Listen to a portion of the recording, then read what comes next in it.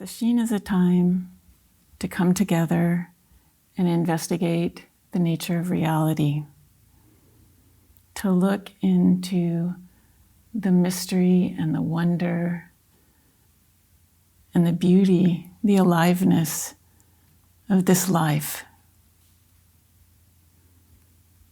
Trusting that what is needed is not exotic, something out there, but it's here in our daily life, in walking to the cafeteria for breakfast, in this body, in this moment. In this sesshin, we are being guided by the wisdom found in the Diamond Sutra. This sutra is a beloved text in the Chan tradition, in the Mahayana tradition. And it's part of a collection of texts that are called Perfection of Wisdom Sutras that were compiled, gathered together in about the 2nd to the 3rd century of the Common Era. In Sanskrit, the title for this text is the Vajrachedika Prajna Paramita Sutta. Vajrachedika. It means the Diamond Cutter Perfection of Wisdom Sutra. So the word diamond here could be referring to two different things. The translation, the original means both. One is thunderbolt, that this thunderbolt of insight is possible. And the other refers to a diamond, that stone that is so hard, so pure, that it can cut through all the other metals, that it can cut through confusion, that it can cut through delusion, cut through this.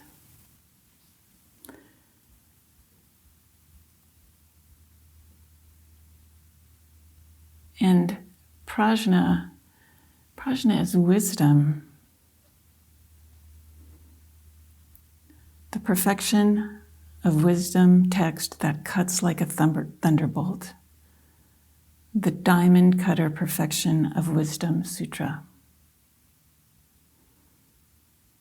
Perfection of wisdom. Wisdom that goes beyond wisdom. That's what that's saying.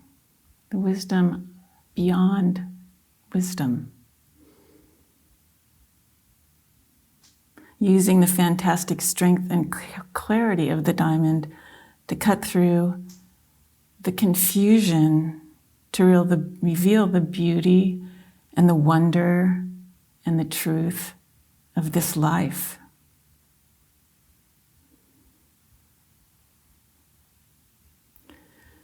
So the setting for the sutra is in a garden in the Jeddah Grove.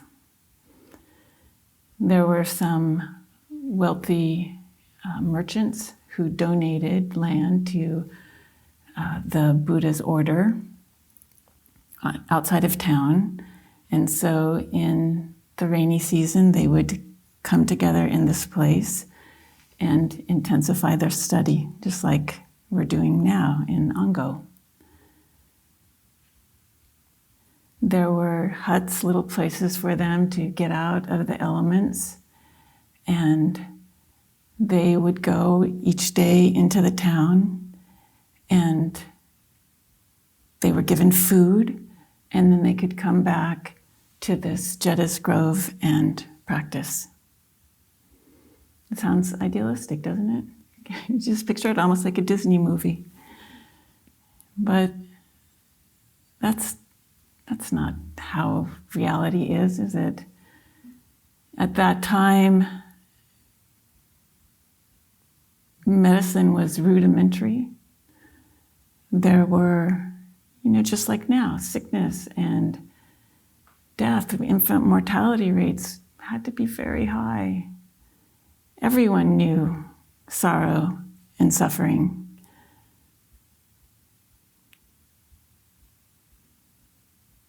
Just like us. Later on in the sutra, the player, Subhuti, who I'll introduce in a minute, he keeps asking the Buddha over and over again, what's going to happen 500 lifetimes from now? He's thinking, it's bad now and it's only going to get worse, right? It's just like us. We're worried about the future, and we're worried about all the violence that we see and what will happen. It was like that then too, in the Jetta Grove in this park. So the two main people in this sutra, well, we'll say three, there's 1,250 monks too, so there's all of us sitting there listening. And then there's the Buddha. And at this time, the Buddha is 65-ish, they think. So not a young man. He's had this enlightenment experience and wondered at that time, is this so profound and so subtle that I can even teach this to anyone? But he decides to give this gift. And then years go by, and he learns from his experience. He doesn't teach exactly the same way over all these years. He interacts. This is relational. So he's been teaching for 25 or 30 years, and the way he teaches matures. After the Buddha's enlightenment, the first thing he taught was what is suffering and how to free ourselves from suffering. He taught about impermanence and interdependence, and he gave us the tools of understanding this through the lens of the Four Noble Truths, that there's suffering, that there's a release from suffering, that clinging and desire is what causes that, and then laid out the Eightfold Path, this way that we can gradually, for some of us, open to an understanding, a heartfelt understanding of this. He taught the truth of impermanence. That's what we've been exploring in our meditation practice here, right now, in this Zendo. We sit, we know what our practice is going to be. We calm the mind through the breath or feeling the body.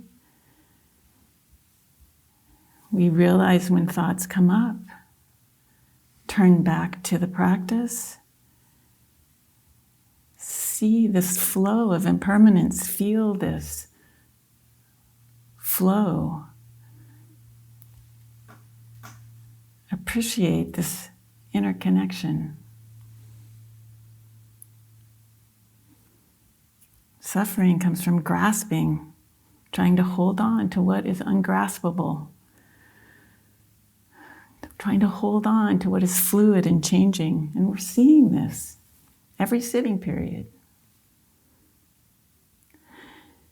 He taught that there is no constant, unchanging self, even though it feels so much like there is. And that when we live from this mistaken viewpoint, that's our center, suffering happens.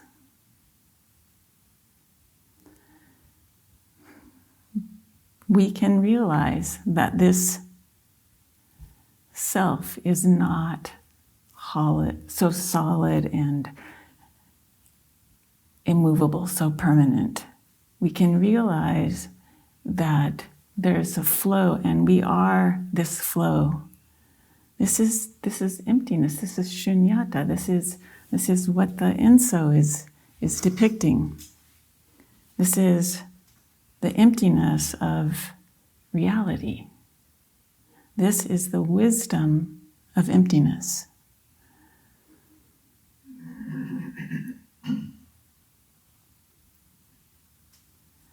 So that was at the beginning of his teaching, after his enlightenment. This is what he was teaching. And then time goes on, and he matures and refines the way he is able to help us understand this. And he began to teach the emptiness of emptiness.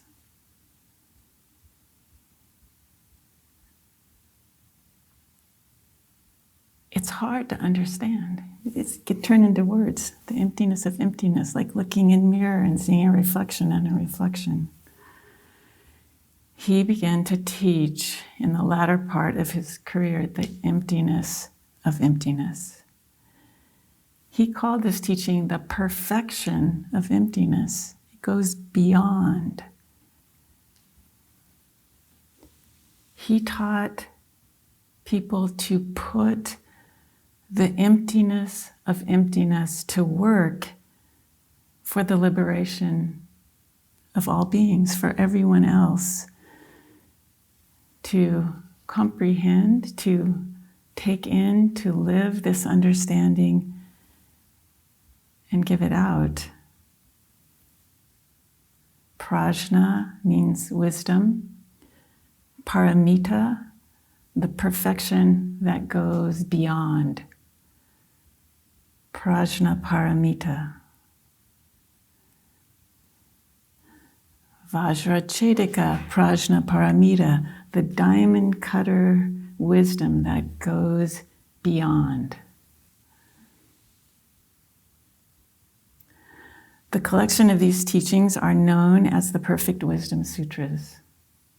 And the Diamond Sutra that we're working with is one of these sutras, a group of these teachings from the latter part of the Buddha's life, where he has refined and then is passing on this very subtle teaching.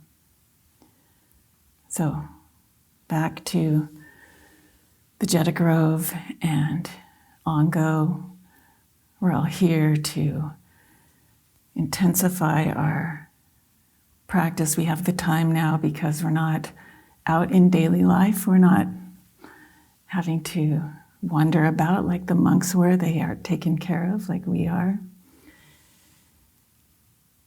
So they come back from their alms rounds. They've eaten, they sit down, and the Buddha's sitting, showing that this life is what's happening right here and right now. He's teaching right then. Subhuti is one of the elder monks. He is a leader of the community. He is the monk who has shown himself to have the deepest understanding of emptiness, of shunyata. So Subhuti stands up and asks a question.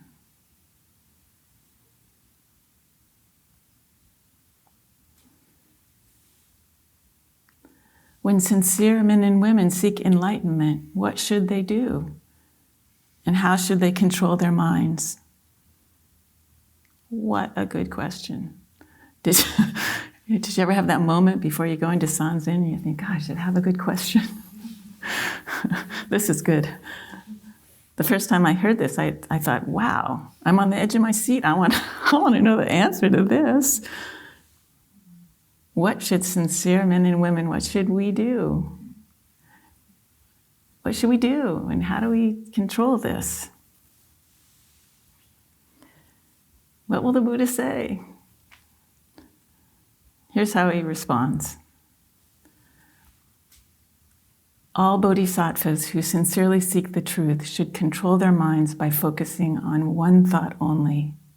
When I attain enlightenment, I will liberate all sentient beings in every realm of the universe and allow them to pass into the eternal peace of nirvana.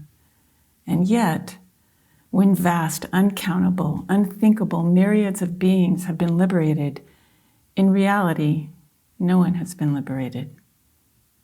Why? Because no one who is a true bodhisattva entertains such concepts as self and others. Thus, in reality, there is no self to attain enlightenment and no sentient beings to be liberated.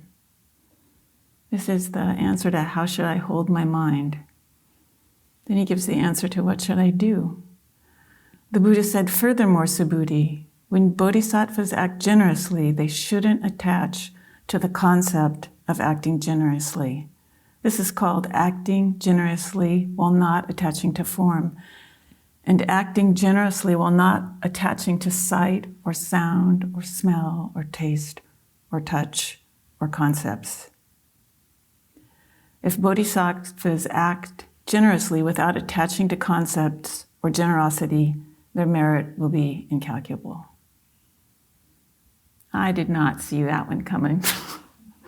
That I was surprised by that answer, baffled by that response.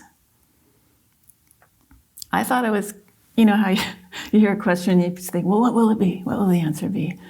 You know, he's going to talk about the Four Noble Truths.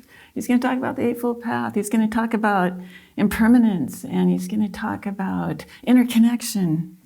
No, he talks about bodhisattvas and generosity. In fact, Subhuti's question doesn't even ask him about bodhisattvas. He asks, what should sincere men and women do? And he answers with bodhisattvas. I thought, is he even answering the same question? What could this mean? When sincere men and women seek enlightenment, what should they do and how should they control their minds? The Buddha's response is a teaching on the emptiness of emptiness. And the practice that he's teaching is to develop insight and embody this through the bodhisattva path. He's teaching wisdom beyond wisdom. I was looking for his teaching on emptiness. Back to the story. So Subhuti asks, when sincere men and women seek enlightenment, what should they do and how should they control their minds? So remember what Subhuti knew. He was the senior-most disciple who had the deepest understanding of emptiness. He knew, he appreciated the suffering and the cause of suffering. He saw impermanence and interdependence. He understood, he knew he was living, that there was no constant self. He was an arhat. But his question revealed to the Buddha that he was still thinking in terms of self and others. He was not free of the concept of self and other. What do we need to do? What do I need to do, Buddha? How do we get there? How do we get from here to there? How shall sincere men and women control their minds to get there? How shall I control my mind? This is from the point of view of self, isn't it? This is where Subhuti was coming from. He didn't quite understand yet, and the Buddha saw and understood that and wanted to help him, wanted to guide him into an understanding of the emptiness beyond emptiness. His question revealed that he was still thinking in terms of self and others. He was not free from the concept of self and other. Here's a translation of the Buddha's response, a different translation. The Buddha addressed Subhuti saying, Bodhisattva Mahasattvas should thus subdue their minds, where there is every single sort of sentient being, whether egg-born, or womb-born, or water-born, or born of transformation, whether having form or formless, whether having thought or no thought, whether neither having thought nor no thought, I will cause all to enter the non-residual nirvana, liberating them, thus liberating the measureless, countless, and boundless sentient beings. And in reality, there are no sentient beings attaining that liberation. And why, Subhuti? If a bodhisattva has the image of a self, the image of a person, the image of a being, or the image of a soul, then he is not a bodhisattva. That translation really expands. It's not just people, sentient being. It's every rock and mineral, every atom in the universe, everything imbued with this life Buddha energy. Furthermore, Subhuti, a bodhisattva in the Dharma should not dwell in the practice of charity, of generosity. He does not dwell in the forms of charity, does not dwell in the sights, sounds, odors, tactile sensation, or idea of charity. A bodhisattva should thus be charitable, but not dwelling in such images. The Buddha is teaching Subhuti to look deeper. The Buddha is teaching us to look deeper, beyond, to apprehend the emptiness, the flow, the suchness of emptiness itself, the perfection of wisdom.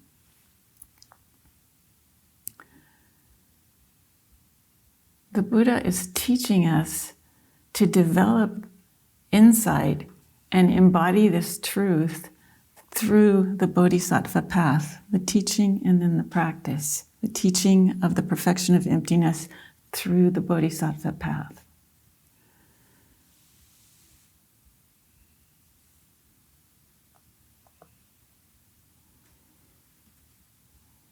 Two parts to developing this bodhisattva path. Generous action to all sentient beings. So that is all sentient beings, that is a big category. Where there's every single sort of being, whether egg-born, womb-born, water-born, paramecium, born of transformation, form or formless, having thought or no thought, rocks and minerals, neither having thought nor no thought, I will cause all to enter the non-residual nirvana. I will bring everybody. I will muster the wish for enlightenment and through that, all of these other forms, through thus liberating the measureless and countless and boundless sentient beings. Pull the rug out from under my feet. And in reality, there are no sentient beings attaining this liberation.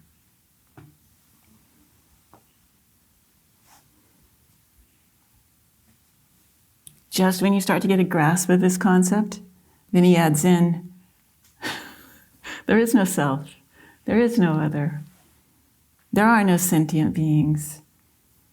There's generosity, is there? But not with clinging, not through any of the senses. And why?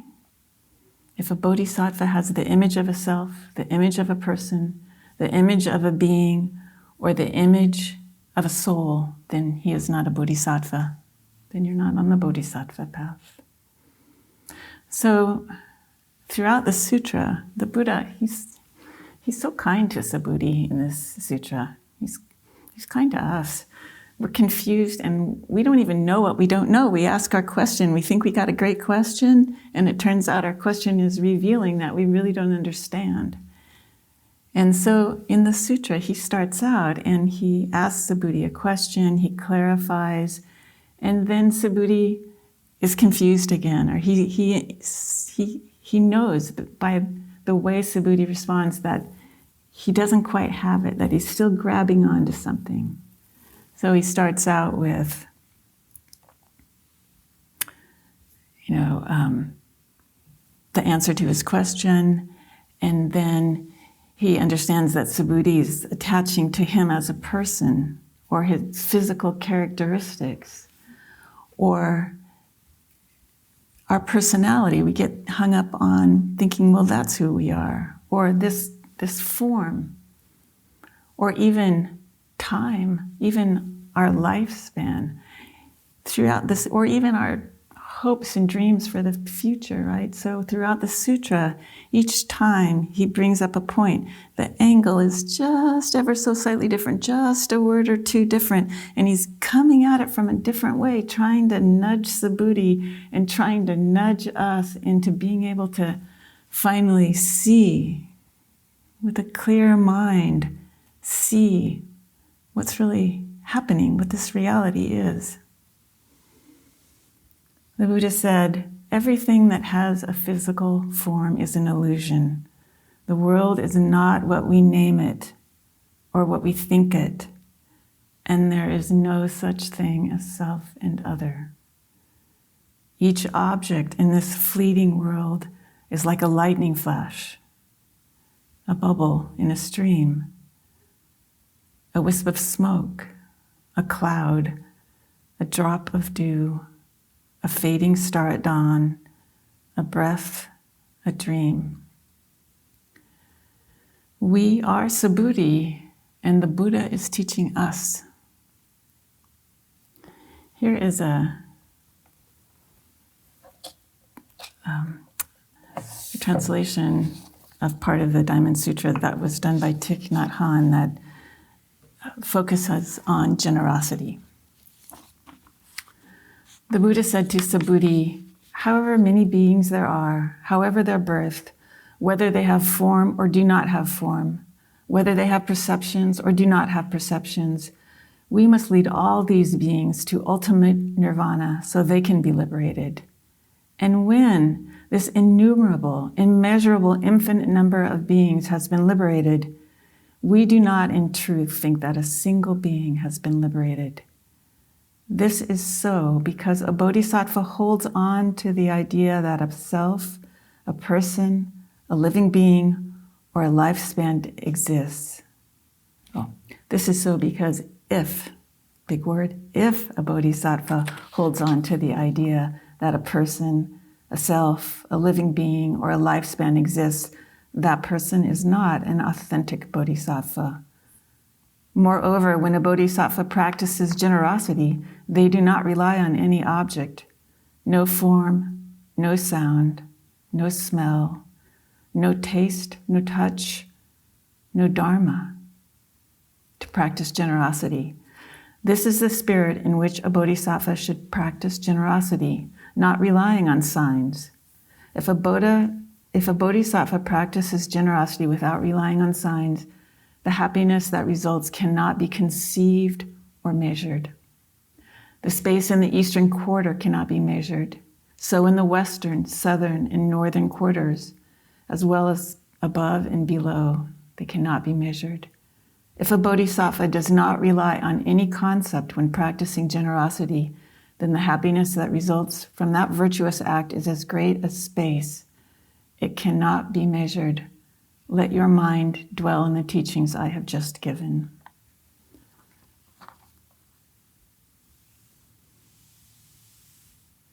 A bodhisattva practices generosity.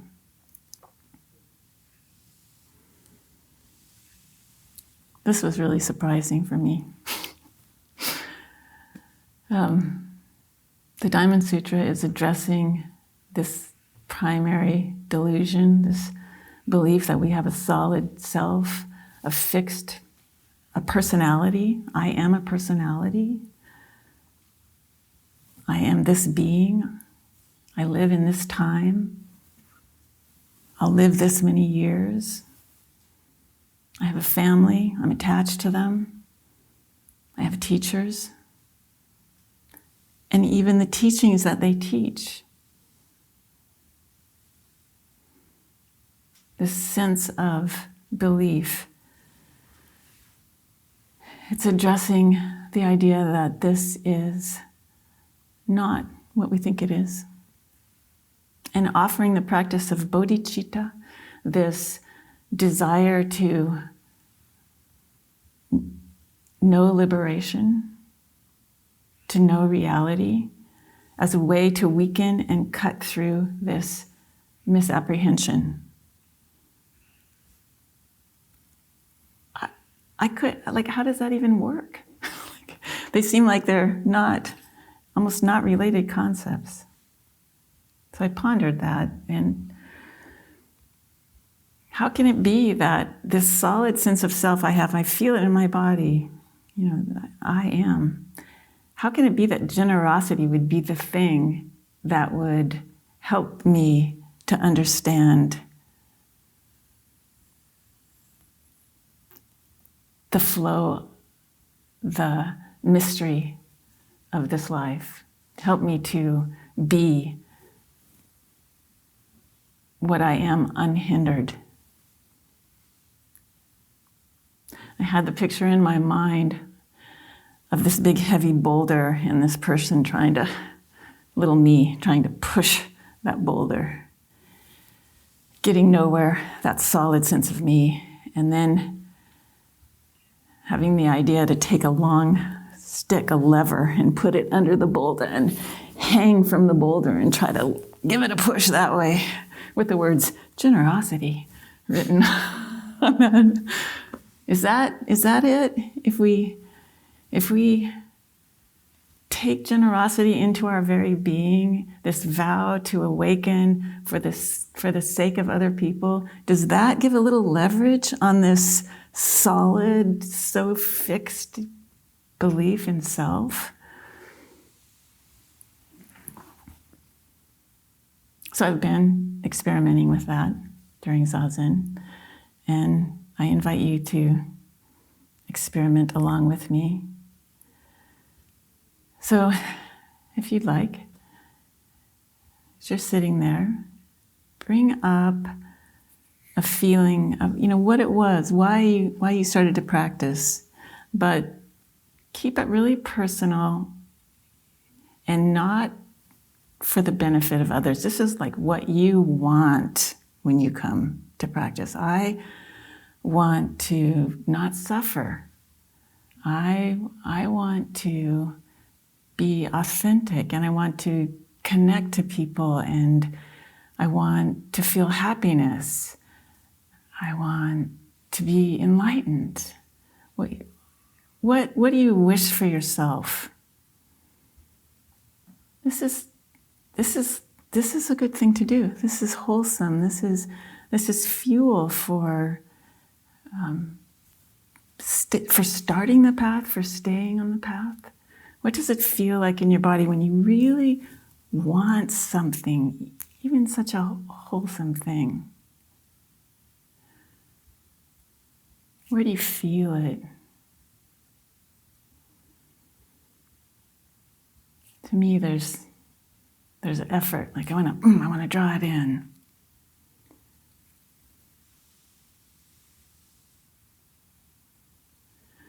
And now, shake that one off. Step to the side.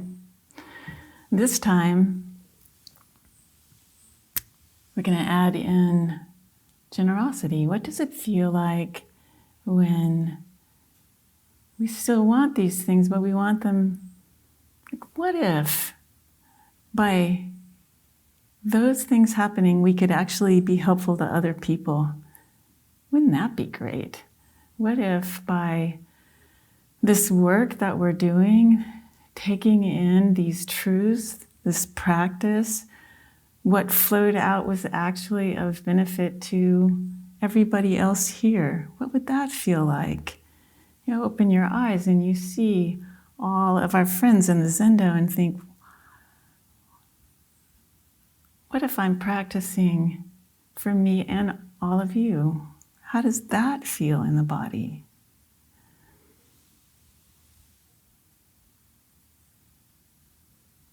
What happens if I begin a period of sitting by first opening to the aspiration for enlightenment, to really deeply understand and be this reality?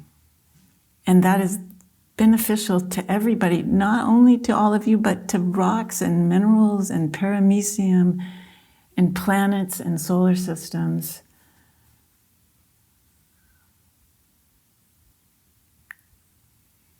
Bringing the flavor of that generosity to Zazen.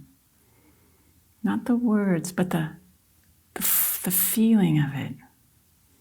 Is this a lever to move that sense of self, that belief in the constancy of form, in that belief in mental constructs, the conceptions that are so tight?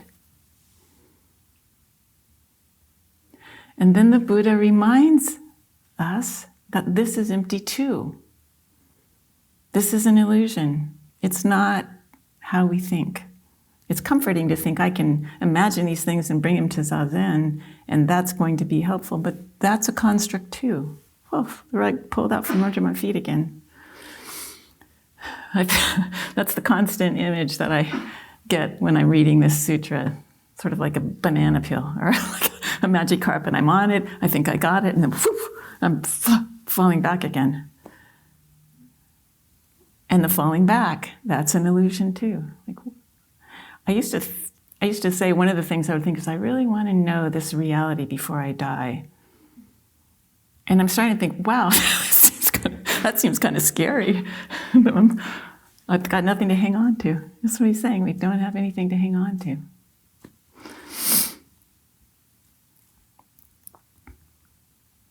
The only thing bodhisattvas need to do is to free themselves from all concepts and nurture the aspiration of freedom. They shouldn't allow the mind to dwell on concepts that arise from anything they can perceive, from sight, sound, smell, taste, touch, or any other qualities. The mind should be kept independent of any thought that arises within it. If the mind depends upon anything, it has no sure refuge. If the mind depends on anything, it has no sure refuge. That's really backwards thinking. I need to depend on this so I can have refuge. Upside down. If the mind depends on anything, it has no sure refuge. This is what we're doing in Zazen. We sit down. We get clear on what our practice is. We focus on our breath. The mind settles down. It becomes more clear.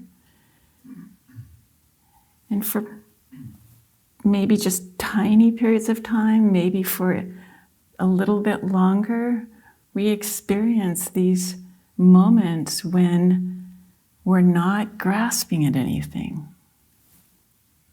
Maybe it's just a brief moment between breaths, but it's there. The intellectual mind wants to convince us it's not there. It wants to convince us that our experience isn't good enough, but it's there. We bathe in this. We're starting to shift our body, this very rough form, to take in these very subtle experiences. It's a progression, we have to bathe in it over and over again, and then we start to be able to accept it. And then we look, we're there, we're sitting, no refuge. What is it? What is this? What is this life? What remains when we let go of everything? What is it?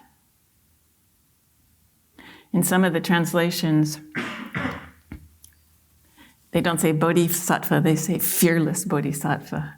And with the rug keeps getting pulled out from under my feet over and over again, I start to understand why they're calling them fearless bodhisattvas.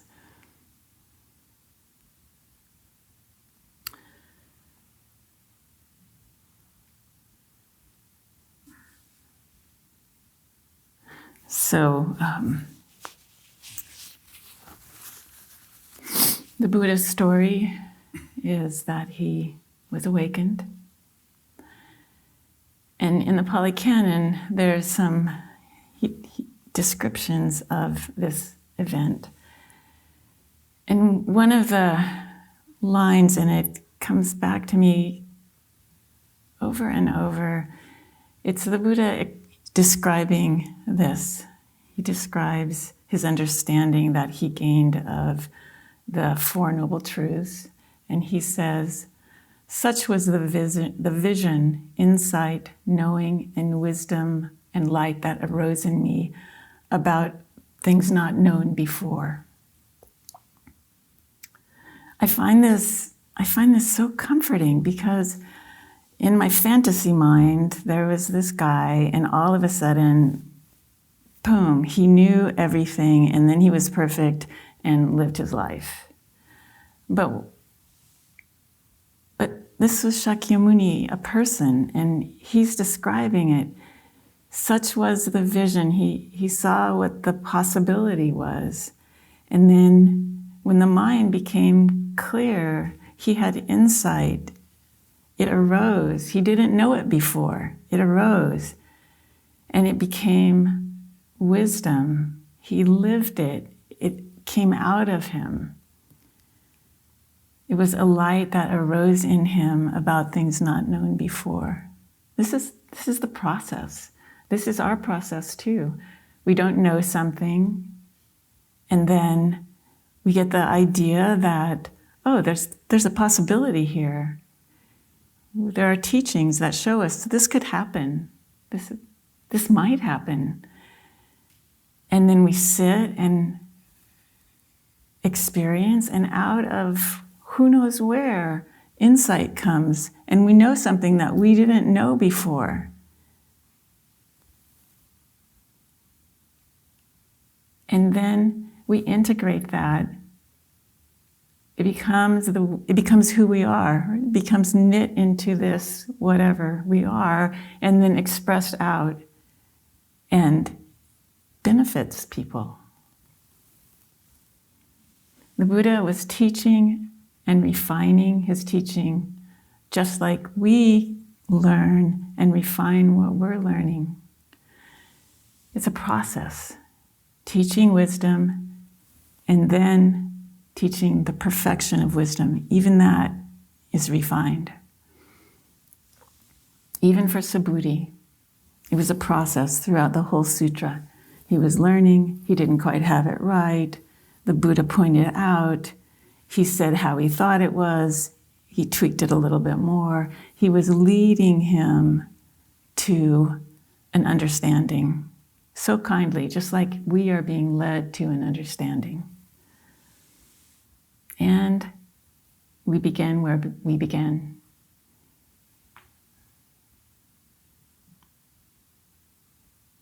I've had the good fortune of learning to play the recorder as an adult, and learning an instrument as an adult, you get to learn a lot about learning. And it's a process. I may fantasize about playing a Bach sonata, but I start at hot cross buns on the recorder. I start with the C scale. And if I zip ahead to trying to puzzle out the notes in the Bach sonata, I don't get the foundation that I need. I don't have an understanding. But it's important to hear it. It's important to know that it exists, where I'm going. It changes the way I hear by listening. This is how we learn. We begin where we begin. This is part of the Eightfold Path. The first fold is right view. You start to understand that there are ways to see the world that lead to happiness and away from unhappiness. And then we start to refine our understanding. And as we do, we're able to take in more and more subtle aspects of this. We begin where we are here. The Buddha taught from where he was. We begin with our current level of understanding. We practice in this moment. We see the benefits of the teaching in our friends. Maybe we feel it in ourselves. We're guided by our teachers and by these words. We learn about suffering and about the possibility of enlightenment, but that's not it. We sit, we meditate, we experience unwinding, uncovering, revealing. What is it? What is it?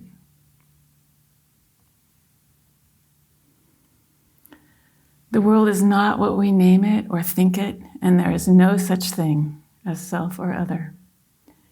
Each object in this fleeting world is like a lightning flash, a bubble in the stream, a wisp of smoke, a cloud, a drop of dew, a fading star at dawn, a breath, a dream.